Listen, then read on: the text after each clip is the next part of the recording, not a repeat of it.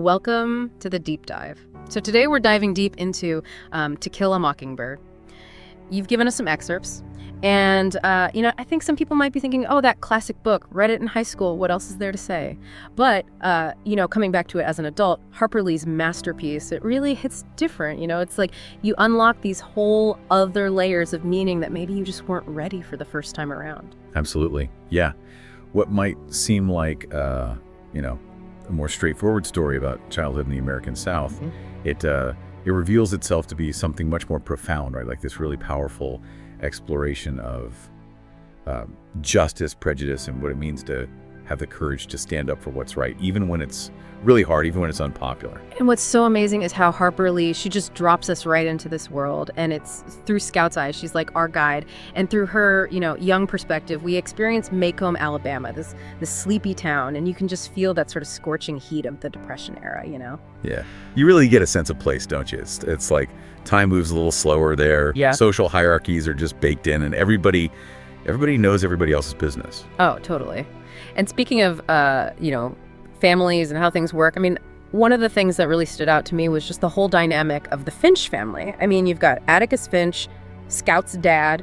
He's a lawyer, a widower, raising Scout and Jem, her brother, with this incredible sense of fairness. And he's always encouraging them to, talk about things openly and honestly. That feels pretty rare, even by today's standards. Oh, for sure. Yeah, Atticus's approach to parenting is definitely not typical, especially for that time and place. He really does treat his children like adults. He talks to them about some really complex issues, encourages them to form their own opinions. It's really interesting. How do you think that approach ultimately shaped Scout and Jem, especially given everything they go through in the story? That's a really good question. I think it definitely makes them more, empathetic maybe, more open-minded than a lot of their peers, for sure.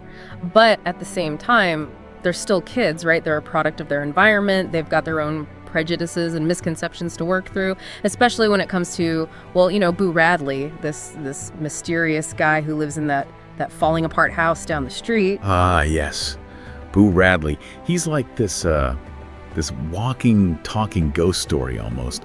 Always talked about, but never really seen. The kids are terrified of him, but they're also completely drawn to him. All those schemes they cook up, trying to get him to come out. It's fascinating. It really is. And it reminded me of being a kid, those dares and that fascination with anything that's kind of, mysterious and maybe a little bit scary. You know what I mean? Remember that part where they try to send him a note on a fishing pole? I don't know. It's those little details that make this story feel so relatable, even though it tackles some really heavy stuff. Yeah, totally. And speaking of heavy stuff, the story takes this really intense turn with the trial of Tom Robinson. Here you see the really ugly side of Macomb, the racism, the prejudice, the reality of what it meant to be black in the Jim Crow South. And it's where I think To Kill a Mockingbird becomes more than just a coming-of-age story. You know what I mean? It's this really powerful statement about racial injustice.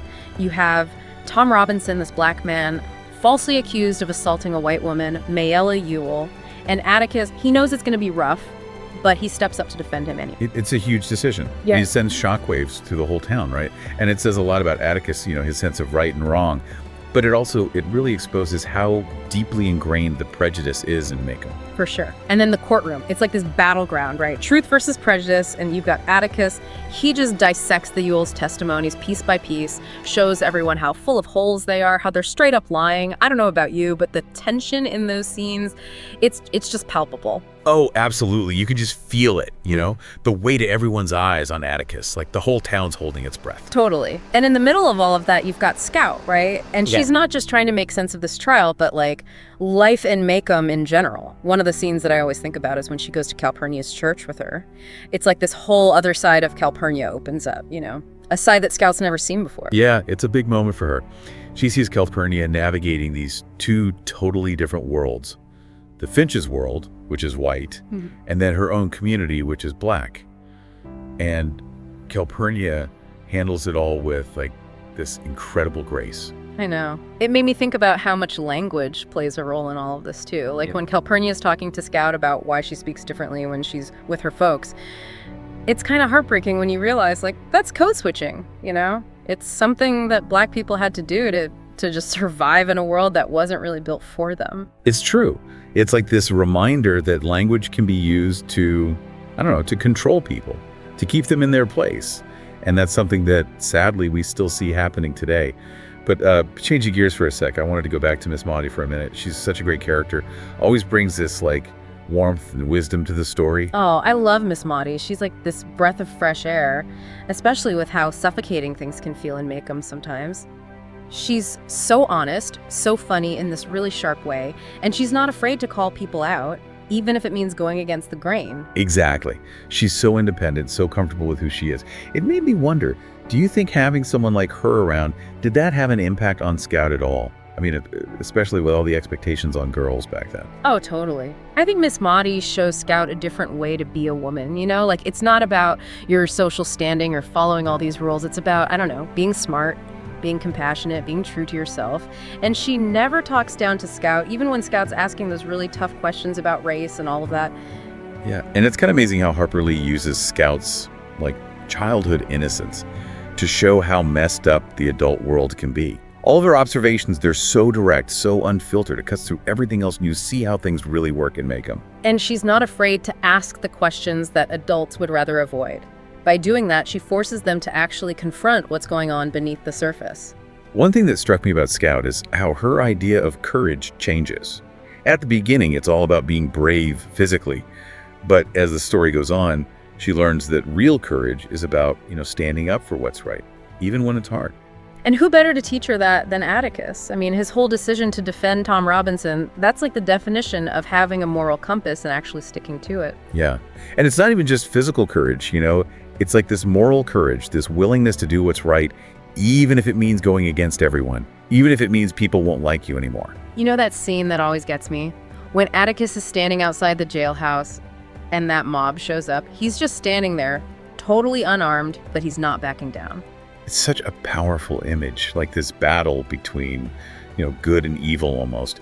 And then you have Scout, and she doesn't even realize what she's doing, but she helps to kind of diffuse the whole thing. Right. When she goes up to Mr. Cunningham and starts talking to him, it's like this reminder that everyone has a human side. It's about empathy. It's like this little glimmer of hope that even when things are really intense, you can still find a way to connect with people.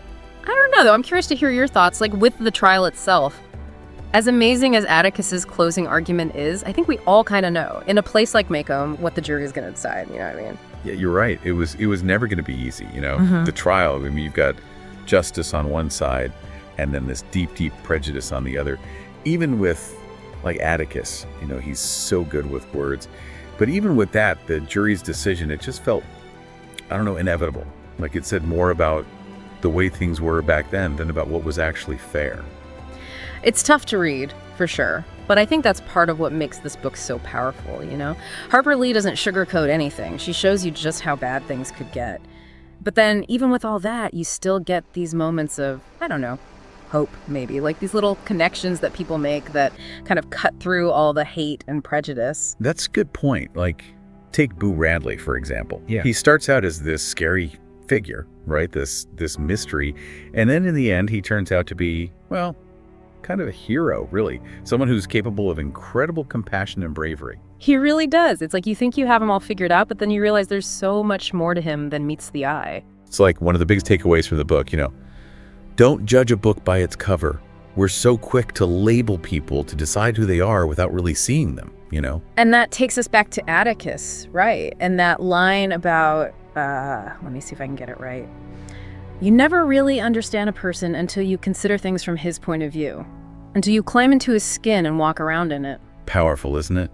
It's all about empathy, trying to see the world through someone else's eyes, especially if there's someone who's been ignored or misunderstood. And it's not just a lesson for Scout and Jem either. It feels like, maybe even more relevant now than ever. Right. It makes you think, are we really listening to each other?